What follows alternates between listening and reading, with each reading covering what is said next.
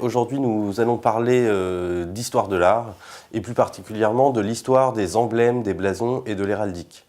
Michel Pastoureau, qui est un historien bien connu des designers, notamment pour son histoire des couleurs, on connaît tous le bleu, le rouge, le vert, le noir, le rayé, nous propose aujourd'hui aux éditions du Seuil un ouvrage qui revient sur l'art de l'héraldique du Moyen-Âge.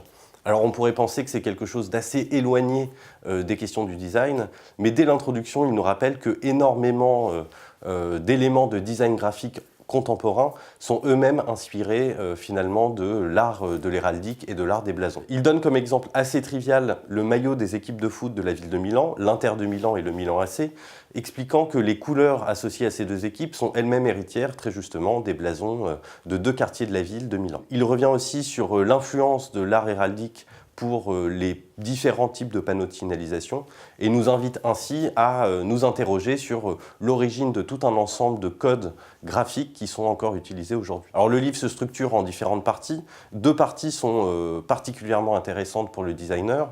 La première, c'est évidemment une partie historique qui explique l'origine de l'héraldique. L'origine de l'héraldique pour Pastoureau, c'est une des nombreuses hypothèses qui existent.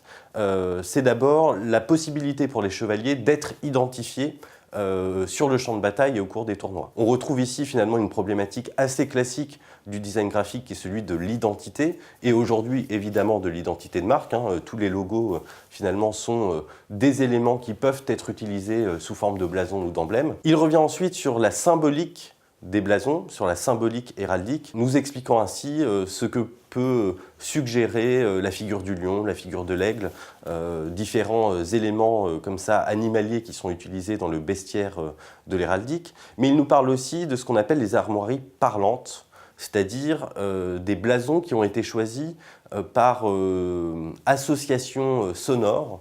Je vous donne un exemple qui est celui de la ville de Lille, dont le blason est une fleur de lys.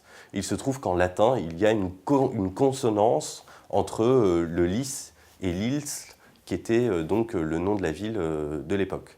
Bref, ce livre est à la fois une source d'inspiration évidente pour les designers graphiques, pour eux-mêmes construire, on pourrait dire, leurs propres règles d'héraldique, leurs propres règles de construction de blason ou d'identité de marque, mais c'est aussi un véritable trésor pour essayer d'analyser les différentes influences que l'on peut encore observer aujourd'hui à travers les panneaux, les codes, les marques et toutes ces choses-là.